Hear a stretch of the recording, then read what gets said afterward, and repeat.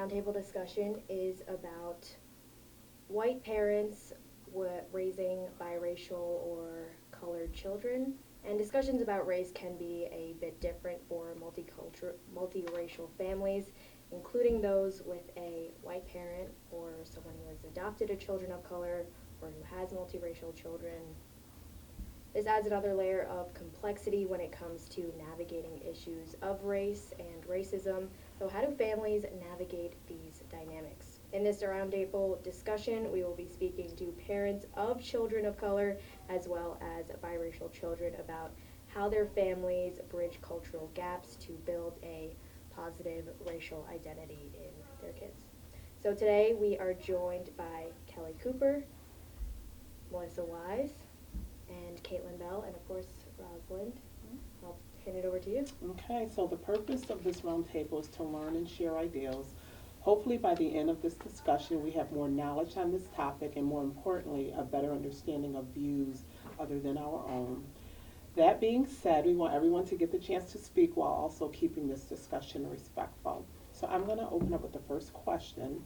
When I was talking to some of the parents, I asked one of the parents about participating in this conversation, and her response was, I never thought anyone ever looked at our side. And I just want to know, what does that side look like from you all? Whoever wants to go first, or someone wants to jump in. I can go first. Okay. First, I think it's just important that we always, acknowledge that everybody has a different lens through what we view the world. Mm-hmm. And it can include our roles as parents, our roles in the community, our experiences, our education, professions. So we always have to be empathetic that everybody has, different experiences, different lenses of what they are viewing the world as. I will never know what it means to be black, because obviously I'm white. But I think it's important to know, that we also experience this in the world, and kind of what we view, how racism is viewed in the community and how we experience it within our families with our children. And one of the, I personally do not experience somebody judging me by the color of my skin. I can walk out and I'm not, I can't, as some people have said before, they can't take off their skin when they walk out the door. I don't know what that feels like to be just judged based on being black. However, I do live it every day, through seeing how my spouse encounters the world and how my children encounter the world. And I love them. They're part of me. I mean, I gave birth to these children. They are my flesh and blood. So when they go through things, and when my spouse goes through things, he's part of me too. I go through them. Right. And so my perspective, and I'm so glad you invited us today, because my perspective, I think that our perspective today is important to this discussion. So Totally agree. You want to jump in? I am really excited that we're having this conversation, because I think that one of the reasons why I agreed to do this is because I think there's a lack of voice for biracial children, and I want to say I call my son biracial. Even terminologies that are used to describe children of biracial or multiracial can upset me, like calling children mixed. I feel like that's a term utilized for animals or Right. dogs, and it really upsets me when I hear those kind of terms. So for me, my son's biracial, and I say biracial. So, but I think that in this community and just in general, the population of children who are biracial or multiracial is getting larger, Mm-hmm. and we're not talking about that. Right. What does that look like for them? What does that look like when people from the black community and how they're viewed from the black community? How does that look for them by how the white community identifies with them? And how do they cope with that, or how do they deal with that, and how do I help my son navigate life with that? So I'm really excited that we're having this conversation, Mm-hmm. because I think it needs to be had. I don't think there's been a lot of research, a lot of just in general around what is it like to be a biracial or multiracial child in the United States. And it needs to be discussed. And there's different dynamics. Kelly's in a household with a black male who is assisting in her parenting. I am raising my son, who's biracial, alone, and his only parent that he has in his life is white. Right. So how is that different too? So those are things that I think are important for us to look at. And so when it's talking about our side, I think there's just lots of different dynamics and facets to what that means. Can I ask a quick question though? How does that look? Because in society, white people look at him as black. Black people look at him or her as black. How do they handle that? It's a very good Yeah. question. And I think that some of the dynamic that my son deals with is like, does he have to prove his blackness because he's light skinned? Right. Is he Right. soft? Right. Does he, you know, if his mother's white, there's like this whole TikTok trend about biracial children being raised by their white mothers and how they're different, and there's, you know, they have, you know, and how is Yeah. that different? And like, does he feel like he has to prove his race one side or the other, or does he Right. have to lose one of his identities because one is overseen? So those are things that I think I try to talk to my son about. You are white and you are black, and but really you're biracial, and what does that look like together? And you don't have to pick one or the other, you are both. Right. And so that's some of the discussion I've had with my son, right, wrong, or indifferent, I don't know, but that's, you know, how I've tried to talk to him around what that Right. looks like for him. But I think that in this world, when my son goes out into this world, you know, and I think about the young man with a hoodie going into a store, you know, my son walking down the street in a hoodie to the world is a black man. Right. And so I have to make sure that when I'm teaching him things or dealing with what that looks like, he is aware. So when there was the issue with George Floyd and the other man who was jogging, I forget his name offhand, you know, I made sure to have people in my son's life, black males, spend time talking to him Mm-hmm. and giving him a perspective. And at one point, I was pulled over and my son's hands were on the back of the seat and they did not move because he had understood from speaking to someone that I had him talk to that that's the best thing for him to do because of who he is. So, you know, I make sure to, you know, have people around my son. First of all, I'm not a man, so I can't teach him to be a man, period, but I'm also not a black male. Right. So I have to have people around him who can talk to him about what that looks like in this community and in society in 2022. So I make sure I have people that can speak to him. Can I just I touch was on gonna that say, real do you quick? want to jump in? Or? Yeah, so I think it can go both ways. When I was growing up, my mother raised me. She is a white female. I was always accepted in the household. It was more so even when I went with my, black side, I'm not black enough for that. I'm not white enough for this. So I was always in the mix. What I've noticed more so now is just your want to teach him that, just your want to educate him on that, just your want to have other people help him and you reaching for that. I didn't have that growing up. It was, I went to my dad's every other weekend. That's what I did. I was accepted there. I'd come back and go home. It was a whole different life. Cooking's different. Like there's so many things that are different. Right. And you do kind of have the best of both worlds. The society we live in now is not the same when I grew up, 15 years ago.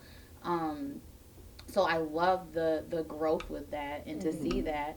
Even my children, I am with a black male. My children are lighter. They're light skinned, and that's people joke about it. Yeah. And it can be insensitive sometimes, but I just love how we can turn it around. It's not not everybody will get it, but it's there's growth there. So I just wanted to say that. I love that. Well, and I'm in a different boat. Obviously, I have girls.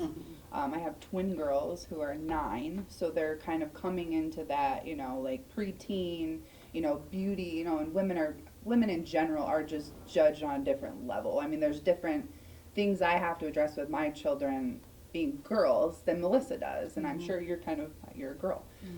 So I think a lot of now what I'm hearing people say a lot is, more along the hair. Oh, because one of them has very white type hair, very fine hair. The other one has very curly hair and very coarse hair. So it's like, even my family, and they don't mean anything, insensitive or anything about it, or just friends in general, like, oh, she has good hair, and you can only have curly hair, and we're only going to be able to do this to your hair.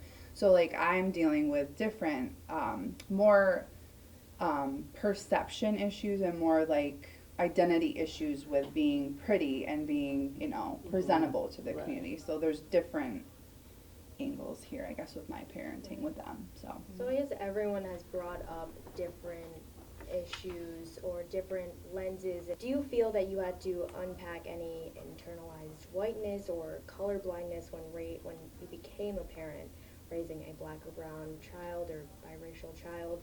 And in what ways did you have to examine your own biases, and in what ways would you say other parents should, I guess, examine their own biases?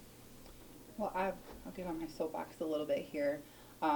First of all, we all have bias, no matter who you are. And that's something internally that we need to check all the time. And I do it myself. Why am I thinking this way? Am I having a perception of somebody that's different? But I think the biggest issue in the world right now is that people have an identity issue. And that's where I'm dealing with my own kids at. And that's where I focus on their identity. Because when children and, when they grow up and be adults, when they don't know who they are, that's where the struggle comes. Then there's other issues that, can take root there. So we focus a lot on identity. And I was, thinking of this interview, it's like layers. And race is one of those layers of their identity, right? I will say that, race is one of the biggest layers, and one of the things you do have to focus on more, because that's what you see first. You see how somebody, it's on the forefront. correct. It's the biggest issue when you walk in the room, or the biggest perception you have when you walk in the room. So it's very important for me to focus on that, but also to say that's not the only part of you. And really, like in my house, we really focus on biblical principles of who they are, and who you are in Christ, who the Bible says you are, and who you say that you are. And we go over declarations all the time because we need to know what our worth is. But to go back to the question, I got a little sidetracked.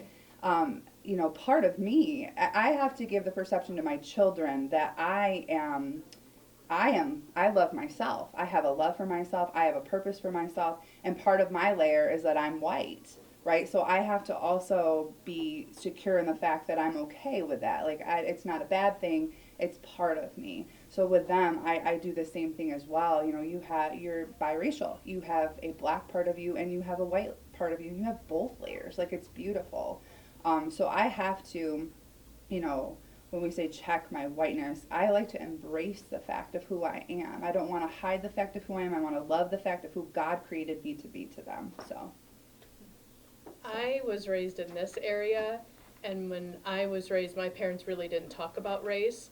I wasn't raised in a home with racism, but I also wasn't raised in a home where I was educated on racism. I didn't really experience it. I didn't have that knowledge. And then when I moved to the South, which is where my son's father and we were in a relationship for an extended period of time, I became really aware of racism, and at that point I think really understood what that looked like, and what that looked like with white people. I mean, the Confederate flags and just the ignorance, which you do see up here too, which I don't understand, but that's a different point. But I think it made me more self-aware that when I interact with black people, they're not sure if I'm one of those type of white people that they experience down in the South. That are, there were signs, and this was like back in 2007, 2006, no blacks allowed in North Carolina, in these small towns. Like, that was still a reality. So although we might not necessarily see it as much up here, that it's still here, I think that helped me become more aware of how glaring my whiteness can be to people of color. So I think that was something that was eye-opening for me, because I wasn't educated on that. To me, it just didn't exist because I didn't know about it. My parents weren't racist, but I also didn't know that there was that there. It wasn't something that you had to deal with. It was, Right, I didn't, and it's I just honestly a privilege Right. to not have to deal Yeah. with or facing those types of issues. and I just love everybody. So I didn't personally have issues. And then also, as a white woman dating a black man, there was times where the black community would say something to us, or people of color would be upset to see us together, or even some of his family would call me certain things because they weren't happy about our relationship. And seeing that too was like the other side of it. And so then I became aware of just how much race played a role in so many things that my whole childhood I didn't understand. I didn't recognize, because to me, I didn't understand that. I didn't understand that what we see now is the depth of how much racism is rooted in the American culture. How did you, I guess, bring that into when you became a parent? I guess that was kind of your preface, and now I feel like you have a child, that's something that you probably think about every single day. How did that kind of lead into you being a parent? Yeah, and even after I had my son and I came back to this area, I had a doctor that, my son was a year old, and she came into the room with us, and the first question she asked me is if I adopted him. And then the next question, when I told her no, I gave birth to him, is, do I know who his father is? With the perception that if my son's biracial, I don't know who the father is. I mean, and that was in this area. So, knowing, like, going out to the grocery store and people looking at me, because now I have a biracial son. So then it's not like I can go out and just say, oh, I'm white. But now, and especially as a single parent, my son's always with me. I see so much more of what that looks like. And making myself more aware of what are areas in my mind where I have allowed stereotypes or different ideals to be part of who I am, and and addressing that. So I think it's helped me become more self-aware of what that looks like in the community, and in this community too. Mm-hmm.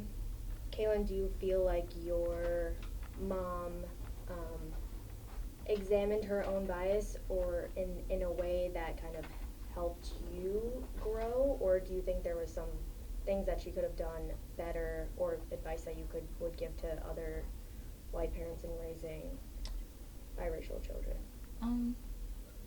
I definitely would advise them to join the conversation. Just because you don't have to deal with it, don't look the other way. Yes. It's here. It's happening. Yes. If you can, have children with, another race, doesn't know whatever race it is, you have to acknowledge that. Just because you're raising them correctly in your eyes, maybe the next person doesn't. Maybe they're not getting that side. I didn't get both sides all the time. I was mainly raised by my mother. And then, like I said, I'd go to my dad's, and it's just two different worlds. So acknowledge it. Take part in the conversations. Ask questions. Ask your kids how they feel. Ask your kids what is being said at school. Like I said, there are a lot of jokes right now. Tons social media. They have access to so much, but you do too. Yeah. Look it up. Right. Check things out. See what's going on in the world, and talk to your kids about it. Keep them included with both communities, anything going on. That would be my only advice. Talk about it. Yeah. See how they feel about it. My son last school year, a young lady came up to him and said, your name should not be what your name is. It should be Tyrell because you're black. Mm. Wow. And, he came to tell me about this. And crazy. That was huge, that there's somebody, and to me, a child that age, in my conversation with my son, is that must be what she's hearing at her home. Right. This must be the environment she's being raised in. Mm-hmm. But the fact that was being said to him, that his name was not, which I named him a biblical name purposely, but for him to be told that, and she had made the same young lady, he would repeatedly tell me different things she would say throughout the school year, and he would often refer to her as racist, and his frustration with her. But that is something that him and I had to have a discussion about and have a conversation about, and the school did properly deal with it. But that is out there. That is happening. Mm. I'm glad you said that. Just to piggyback off that, because I ended up through this roundtable, I had thought, me and my husband were talking the other day, and I'm like, I'm gonna ask the girls some of these questions, and it was just, I really had never asked them like what their perception on some of these things were, and they're somewhat a little bit clueless on some of the stuff, but it was an eye opener. So I think that's one of the takeaways, is that we just need to be having these conversations on a regular basis with with our kids. So Yeah. It sounds like with you though, Caitlin, you put it in perspective. You have the best of both worlds. So you took really did. advantage of both sides, which was smart. Yeah. My main, growing up, you knew Mm-hmm. I grew up. Was my cultural education was on McKinley Place. Yeah. We had a community, all my friends, and I got to see it everything through each household. You know, I had friends, mom, white and black. I had friends just raised by their black grandmother. I had friends with two black parents raising them, and so I got everything. But not one person ever asked me how I felt about being both. Not one person ever asked how I felt about, you know, if I go to my dad's house this weekend, I know he's gonna make. I come home and I know my mom's gonna make, and we can joke about it now. And I'm sorry, Mom, but Well, you had seasoning at one house. we often That's joke. We that's often stereotype. joke about, you know, like my mom can't cook, and Right. it's.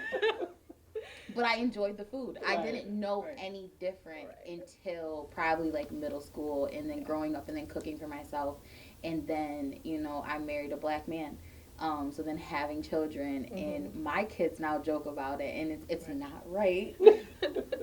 But it's stuff the that reality. it's the reality. It's things that happen. Or I know a certain dish is not going to be at my household, but my mom will make it, and I'll call her to Right. make it because that's what I want.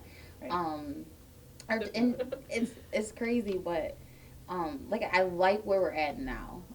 When I was growing up, there wasn't this. Yeah. There wasn't Yeah. like I said, an open discussion about it. It was more hush hush. It is what it is.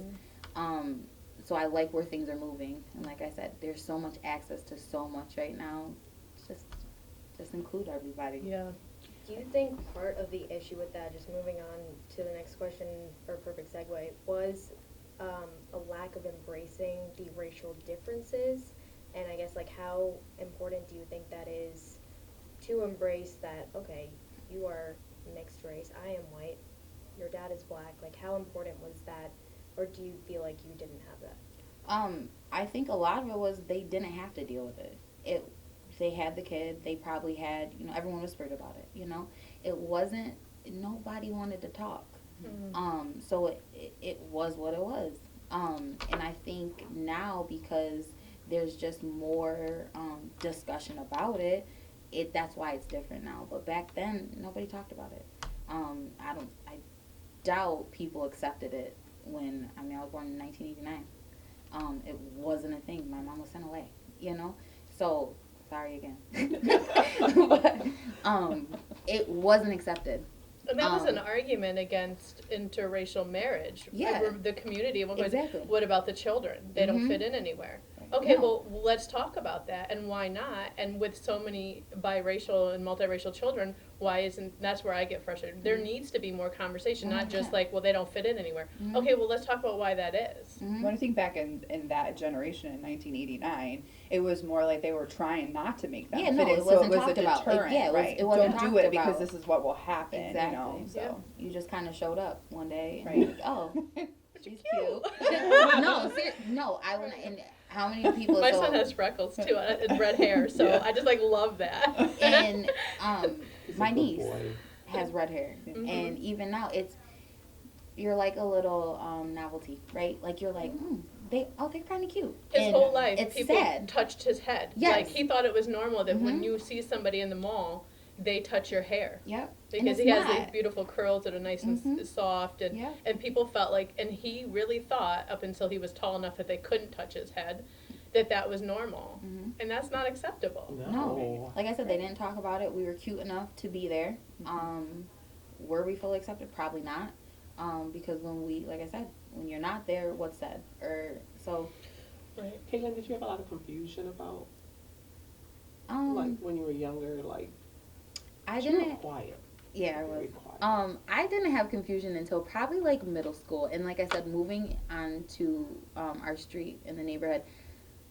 When I got around my friends, Okay. when I seen the differences, I didn't know anything was different in my life. Like I said, I went here. I enjoyed them both. Going to school was probably the hardest because you really didn't fit in. Or I'll never forget this time I wanted my hair straightened so bad. I have curly hair. I straightened it today, but I wanted it straightened so bad. And my mom took me to her hairdresser. Oh, dear. Was white. It came out okay. I went outside. humidity just thought of me, and boom. Right.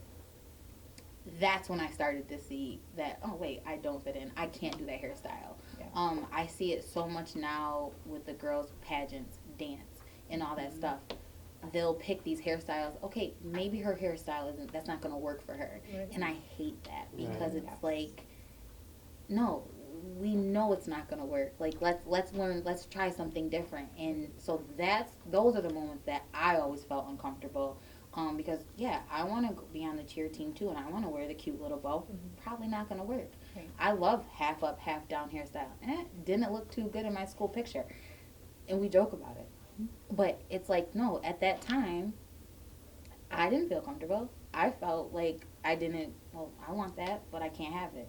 Why not? You're schooling me right now. Yeah. I got you. I'm here for it. Well, because like I said, we were just doing haircuts, and one of my girls got a really short haircut, and she looked really cute. It was a bob, but my other child who has very curly hair cannot do that, and it was like this. And then I felt I'm insensitive because I'm like, you're never gonna be able to do that. Like we're not gonna. And it was just, I should have been a little bit more compassionate about it. So. How should parents confront or interrupt racism in their extended family, schools, their community, regarding their children or other children of color? And you guys have shared some experiences, but if you want to share situations where you've been in this type of predicament, Well, I think it needs to be done immediately and Yeah. clearly, and not sugar-coated. You're not going to speak.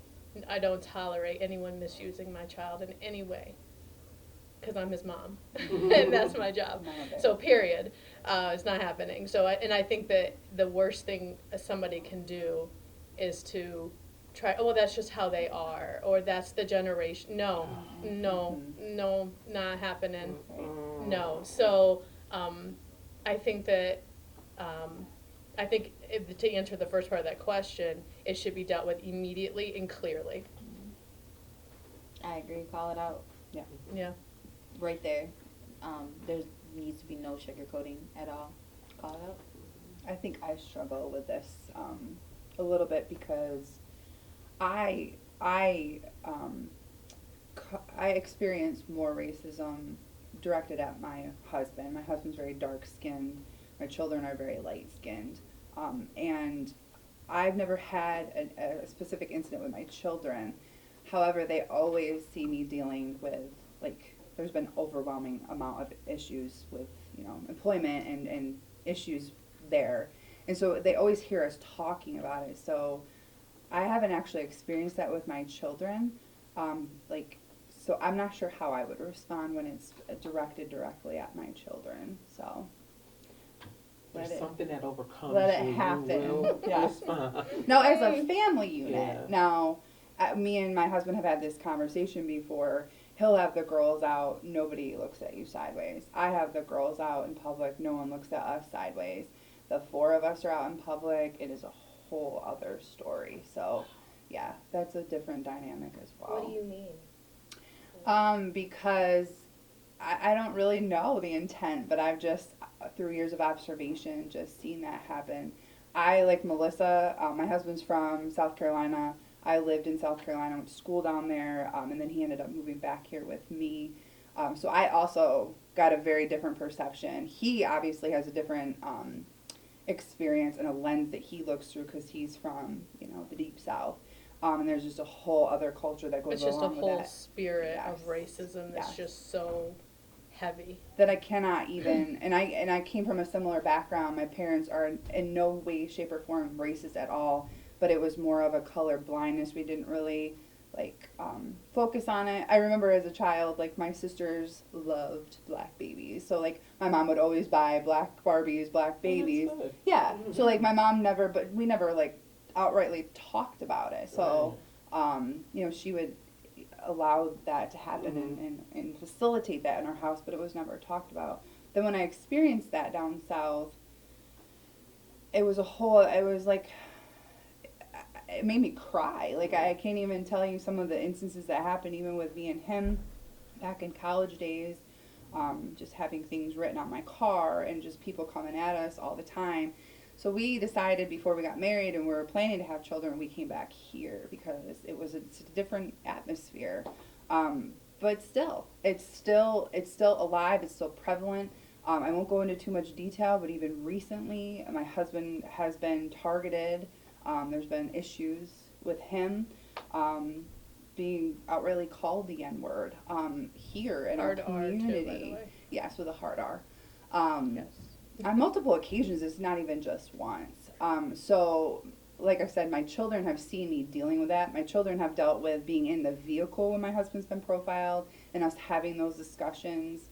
But yeah, I think it would be a whole other ballgame when my children are the targets of that. So, did I answer your question? Yeah, Okay. I mean, I like the discussion that this is like prompting. I mean, what do you think your children are learning from, I guess, in that specific instance that you're bringing up when your husband was racially profiled in the car? What do you think they're seeing from that lens, watching, I don't know what you did or what he did, but Yeah, do you think I they're wasn't in learning? the vehicle. And again, this kind of goes back to, there's a different dynamic when there's four of us as opposed to like him alone with children or me alone with children. I don't think, it goes back to my when I was talking about when I brought up those questions the other day. I don't know if we're doing something right or if we're doing something wrong because we're kind of shielding them from some of that stuff. So when we were having discussions about him being like profiled, for instance, and it's not just one time, they didn't really understand it. So, for instance, this conversation the other day, I'm saying like, what is the how are black people different from white people?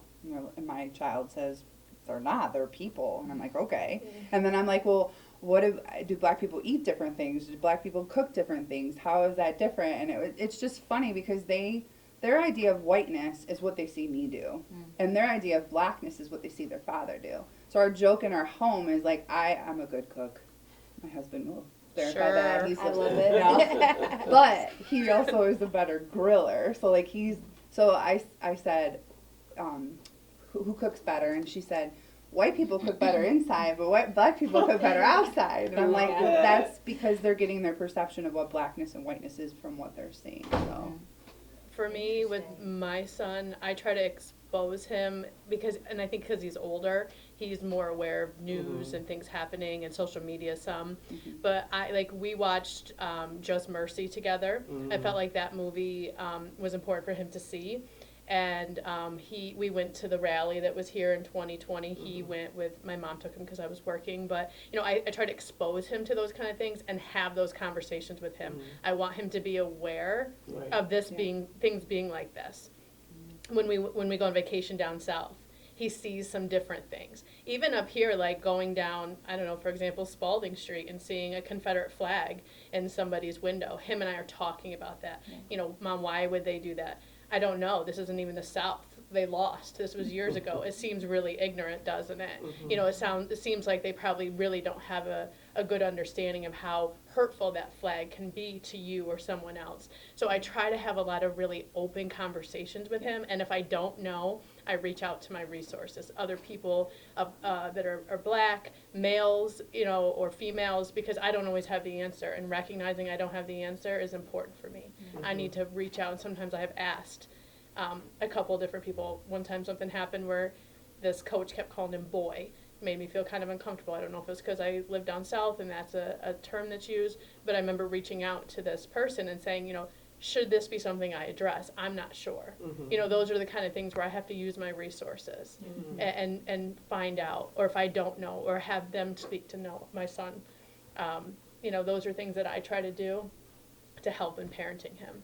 That's important. I feel like it's hard to come to, especially as a parent, where I feel like some parents, just from my own experience with my own parents, it's hard to acknowledge that you might not have all the answers. Right. And I think that's amazing that you are outsourcing when you're like, I don't know. don't relate. Yeah, I don't know the answer. I don't know what it's like to be a man, and I don't know, I guess, like to be black. So, but I know people that do. Yeah. Right. So let me find out more for you, or let you find out more. I try to do that as much as I can. Yeah. But I'm still a parent, so I still always think I have the answers. It's natural. Kaylin, do you feel like that you've ever been in it, and you don't feel inclined to like say yes, but do you ever feel like you've been in a situation where you wish your mom had, or in a situation where you were in an uncomfortable situation regarding race that you wish your mom had kind of stepped up and been like, Um, or if it wasn't an Going issue? back, I don't really think it was ever an issue. And more so having more now, like with my children. I have 3 boys. So it's never actually in my own childhood. But I just see it more now. So what are you experiencing now then? Like I said, like because my kids are lighter, they're joked about being light skinned and all that stuff, and uh, I don't see a difference in it. I grew up with it. My all my boys have freckles. All my boys have curly hair. They all have different textures hair, so I'm with that too. But I think it's just the world we live in now, where there are so many things going on race related, and to talk about that with them, that's all I'm experiencing. We've had things with coaches as well. There was a time my son was the only, colored kid on the team, and I was uncomfortable with that. I don't know why I was uncomfortable with that, but I just didn't know why he wasn't playing with his other teammates too, that, he grew up without. I was confused. Do you address it? Do you not? Do you put them in the spotlight? They have to go to school here. You know what I mean? Things like that. So it's more so now that I'm seeing it and wanting to speak up about things, or if something I felt when I was younger that nobody said anything about, I'm going to talk about it now. Yes. Why is that happening? Well, why did you do this? Why did you say that? I do want to just say something. It's not just with the white community either. The black community does just as much. I don't know how many times we'll joke about, because my mom's like, she can't cook, or did I get that same trait, type things like that. And that's all coming from the black community. So it goes both ways. So I definitely can sympathize with that, with all of you. Like, it's both sides. Like, being somewhere and then looking at you because you're white and being with a black man. It goes both sides. Believe it or not, down south, I'm not quite dark enough to be considered black. And it's a thing. I don't know why it's still a thing, because I think we're all kind of mixed some way, Yes. And I know you didn't like, but like we're all mixed with something. And so yeah, I don't think I ever actually had an experience where I needed my mom to step up. She's been an advocate for me my whole life, still to this day, even when I don't want it. So I personally didn't, but I'm seeing it more so now, and I just think it's the world we live in. Yeah. It's unfortunate, but. And then in your experience, it's like, how do you decide when to step in? I guess in the instance where your son was. I asked my son. I asked him what he wants me to do, and I tell him, like, if it were to go any farther, no, I'm gonna say something. But I do. I include him, and I think it's so important to include these children, because it may not be me living it, it may not be you living it. It's them. Yes. So, and that's why I'm just so adamant about talk to your kids. Ask them how they feel about it. Maybe he didn't care. Maybe it didn't bother him. Maybe I am just, internalizing like, I wouldn't like that. Does he?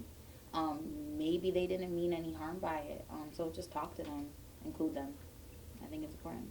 One of the questions in here, and I don't think we necessarily touched on, but I think that it's been important for me to talk to my son about what the stereotypes are of both races, and that he doesn't have to live as a stereotype to either race. Right. And you don't have to believe everything that's portrayed. Not everything is a music video or what the media wants to show around certain, situations. You don't have to speak a certain way or have a certain career. Those are not things that and that goes back to the identity. My child is a child of God, and he's going to do, what God has called him to do. And I don't want him to ever feel like he has to fit a certain stereotype or mold based on whatever race that, those stereotypes are identified with. Because you speak white or you speak black, those are things that are said out there, and those are stereotypes.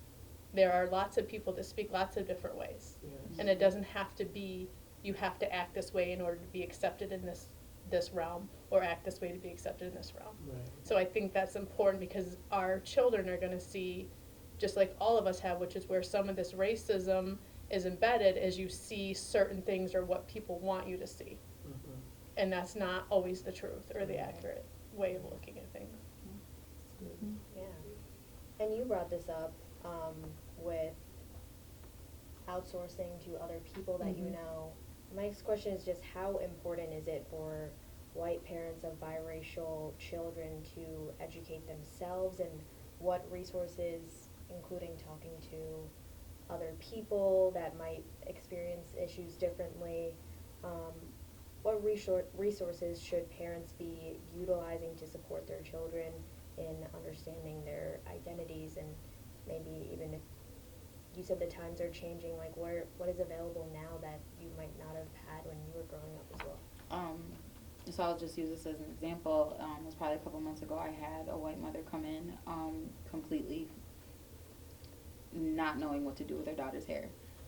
It probably hadn't been brushed in, I don't even want to say how long. And I cried. It was sad. I'm not a hairdresser, but I sat down with that little girl and I brushed her hair out. And I, helped her, I got her headbands, like, just to make it, cute. And the fact that she even just came to me, she didn't know what to do. I didn't really know what to do, but ask someone. If you see someone that, maybe they can help me, ask. Don't be scared to Google. There's so much access out there. There should be no reason that we can't get the help. It's completely uncomfortable, and I bet that mother was so embarrassed to come to me, and it took me a moment, because I was judging. I will wholeheartedly say I judged her for probably 5 minutes, because I did not understand how can you do this? You know what I mean? And then I'm sitting here thinking, but you know what? It probably took her so much courage to come in here, to ask me to bring her in here. And in the end, we worked it out. And she still to this day will call me. And I love that. And so I think people do need to be a little bit more approachable on things. It can be uncomfortable to talk about, especially when we don't know something. Like, do I really want to let them know? I don't know. Right. But be vulnerable. Just ask. I don't think what's the worst that can happen? They don't know. We'll find someone else, so. And I think we've already established, I don't think the schools, districts in general, not just locally, not any dig, but I don't think the history is properly taught. Mm-hmm. And so one thing I think is, my son loves history, and he seeks history shows out on his own. So he was watching the story of Black Wall Street the other day, and just encouraging him to watch things like that. Because he's not going to learn about that at school necessarily. And that's not okay, but that's, he didn't know about it. But watching that and watching it with him so we could talk about it, those are things, I think there's resources out there, and it's free. Like, I don't know, it was with one of our on-demand things. I don't even know how he found it, but, those kind of things are out there to educate our children. We can't just always rely on the school district or the government to do it. As parents, it is our job to help facilitate that and seek out and find resources. Those are things that are out there. Yeah. Well, I think you touched on, like, as a community, we don't really have a lot of resources out here. So just, having those discussions as business owners, as, people in the community that are professionals and, even just parents, like, having that approachability is the biggest issue, I think, so. In both communities, yeah, so.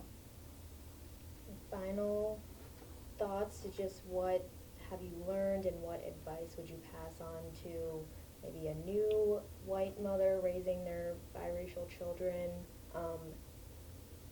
and just any closing thoughts that I might have not touched on that you wanted to bring up?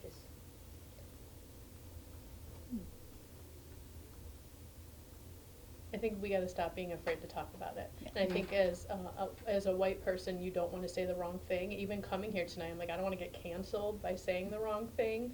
So just having the ability to be open, that people can communicate and say, I don't know what to do. Mm-hmm. I don't know what to do with my child's hair, or, that my child's having these issues, and seeking out people and having the ability to put your pride aside and say, okay, maybe I don't know this, but I know somebody maybe that can. I think that's important. Yeah. And I think that's the start. Like, just acknowledging it, that, we may not have the answers, but can. So, I mean, that would be my closing thought. I agree. Like, just talk about it.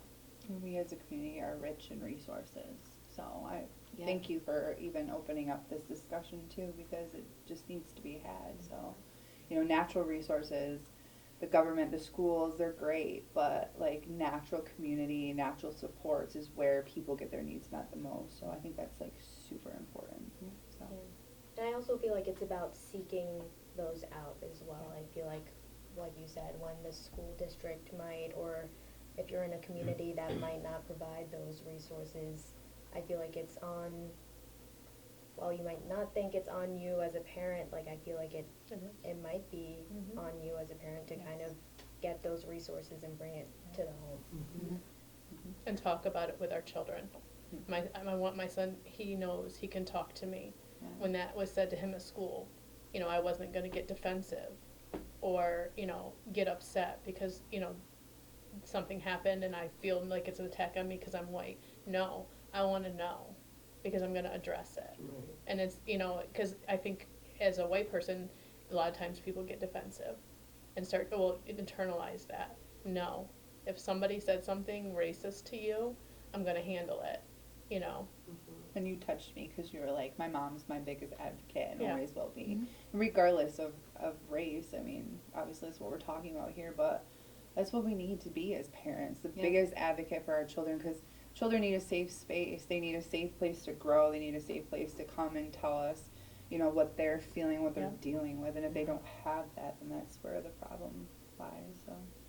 My little 6-year-old, he just got introduced to the N-word. And he didn't know what it was, but he know what it is now, and it's hard on him. And he keeps saying, well, Mom, I want to be white because everybody in my class is white. Everybody in my school is white, And now I want to be around more black people, you know what I mean? Yeah. So I'm opening them doors for him to make sure that happens. It's really hard and it's sad. And what was really hard for me was the teachers couldn't understand, the school basically couldn't understand how it affected him. And they just really couldn't comprehend it. And I have to constantly basically stand my ground with him. And I'm saying his problem now is environmental.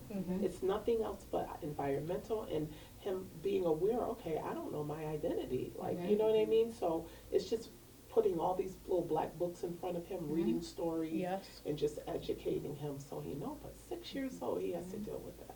It starts at home, but it takes a village. It does. It takes a village. You need that, and I mean, maybe they do need, their own education in the schools. They really do. They need outside sources. I can't say that enough. I will go on and on about that. They need outside sources. They need more community members. I think more of the communities, more parents, businesses, everything need to be more incorporated in the schools. There are resources out there. There's a lot of resources. They have to utilize them, and hopefully that will happen. And to the community, you have to get involved and stop being afraid and hiding. Okay? Well, Well, drop also the you mic. were saying that I feel like the communities, just close it, one last thing, just with the communities, I feel like you were saying that you had to, or there's kind of sides, and like, I guess how important is it for white communities to be open to sharing ideas with black communities, and vice versa, black communities accepting or sharing thoughts and ideas with the white communities, like that mingling of cultures? I think a lot of the white community could be more accepting, black people too, and the black community can be more vocal about it. It has to start somewhere. Just because it's not happening to you doesn't mean it's not happening. Right. Just because you don't experience it doesn't mean it's not happening. So acknowledge that. Acknowledge, like, hey, maybe I didn't, have this issue, but I understand you did. Talk about it. And that can go both ways. Just like, they may be reaching out, accept it. Don't, block it because, I'm not dealing with that. So that's how I think the community can work. Yeah. Anything, other closing thoughts? All right, well, thank you guys for Thank you joining